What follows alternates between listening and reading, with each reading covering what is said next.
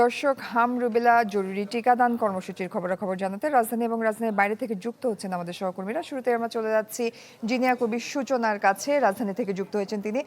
সূচনা, প্রথম দিনের জরুরি টিকাদান কর্মসূচির অনেকটা সময় পেরিয়ে গেছে, সাধারণ মানুষের মাঝে কেমন সাড়া দেখছেন আপনি?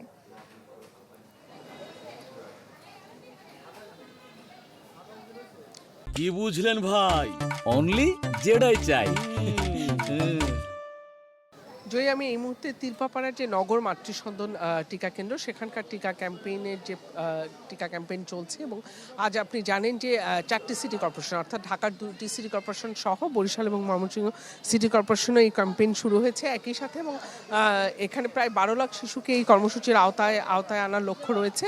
এবং আপনি দেখতে পাচ্ছেন যে অভিভাবকদের দীর্ঘ লাইন, এবং তারা কিন্তু বলছেন যে এই যে হামের প্রাদুর্ভাব, তারা যতটা শঙ্কিত ছিলেন, এই জরুরি টিকাদান কর্মসূচি শুরু হওয়ার কারণে তারা কিছুটা স্বস্তি ফেলছেন। এবং যেটি নিয়ে তাদের কিছুটা সংশয় ছিল যে যাদের আগে আসলে দুটো ভ্যাকসিন দেওয়া আছে, অর্থাৎ 9 মাস বা 15 মাসের শিশু যাদের দুটো ভ্যাকসিনই দেওয়া আছে, তারা ভ্যাকসিন দিতে পারবে কিনা সেটিও তারা নিশ্চিত হয়েছে। যদি সেই বাচ্চা সুস্থ থাকে তাহলে তারা দিতে পারবে।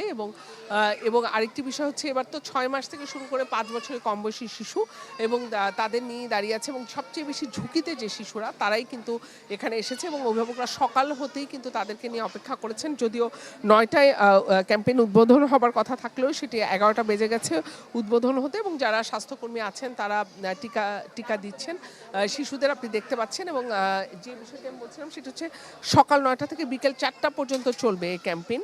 আমরা একটু কথা বলার চেষ্টা করতে পারি আসলে শিশুদেরকে। আচ্ছা, আমি আসলে শিশুরা অনেকেই আতঙ্কিত বোধ করছে, কারণ ইনজেকশন দেখলে তো আসলে শিশুরা কিছুটা ভয় পায়। এবং সে কারণেই আমি কথা বলার চেষ্টা করে আসলে পারিনি। জয়ী, আপনি দেখছেন যে টিকাদান ক্যাম্পেইন চলছে এবং 11ই মে পর্যন্ত এই ক্যাম্পেইন চলবে। জয়ী। সূচনা, ধন্যবাদ আপনাকে। দর্শক, কাউসার হোসেন রানা আমাদের আরেক সহকর্মী যুক্ত হয়েছেন বরিশাল থেকে।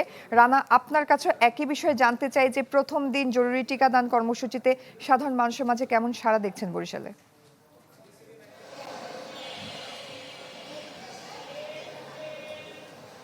হ্যাঁ জয়ী, হামের সংক্রমণ প্রতিরোধে বরিশালের সিটি কর্পোরেশনের উদ্যোগে সিটি কর্পোরেশনে নেওয়া হয়েছে টিকাদান কর্মসূচি।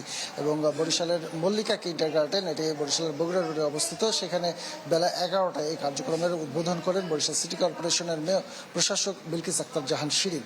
এবং এই সময় বরিশালের স্বাস্থ্য পরিচালক এবং অন্যান্য চিকিৎসক যারা ছিলেন, তারা এই কর্মসূচির সময় উপস্থিত ছিলেন। এবং আমরা যেটি দেখেছি যে এই সময় কার্যক্রম যখন শুরু হয়েছে, তখন এখানে অনেক শিশু এবং তাদের অভিভাবকরা উপস্থিত ছিলেন। এবং বলা যায় যে একটি স্বতঃস্ফূর্ত ভাব তখন বিরাজ করছিল।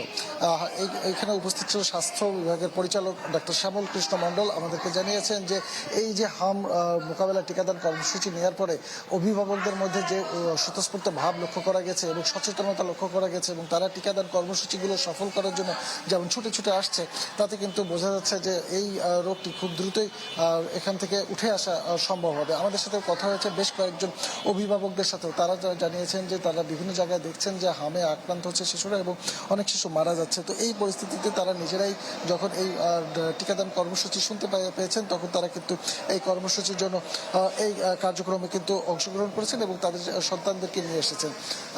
চিকিৎসকরা আমাদেরকে জানিয়েছেন যে 6 মাস থেকে 5 বছরের কম যে শিশু রয়েছে, তাদেরকে এই হাম রুবেলা টিকা প্রদান করা হচ্ছে। এবং পাশাপাশি যাদের আক্রান্ত রয়েছে তাদেরকে ভিটামিন A+ খাওয়ানো হচ্ছে। এবং আরেকটি বিষয় সেটি হচ্ছে যে বরিশাল সিটি কর্পোরেশনে 42,210 জন শিশুকে এই টিকা দেওয়ার জন্য লক্ষ্যমাত্রা নির্ধারণ করা হয়েছে। এর আগে বরিশালের 5 তারিখ কিন্তু বরিশাল বিভাগের 4টি উপজেলা, বরিশালের বাকেরগঞ্জ, মেহেন্দিগঞ্জ, বরিশাল বিভাগের ঝালকাঠির নলসিটি এবং বরগুনা সদর পৌরসভায় এই কার্যক্রম নেওয়া হয়েছিল। সেখানে 1,22,000 শিশুকে টিকাদানের লক্ষ্যমাত্রা নির্ধারণ করা হয়েছিল। তো এখন পর্যন্ত টিকাদান কর্মসূচিতে যে শিশুরা আসছে এবং অভিভাবকরা আসছেন, তারা কিন্তু স্বতঃস্ফূর্তভাবেই আসছেন। এই ছিল বরিশালের পরিস্থিতি। জয়ী। রানা, ধন্যবাদ আপনাকে।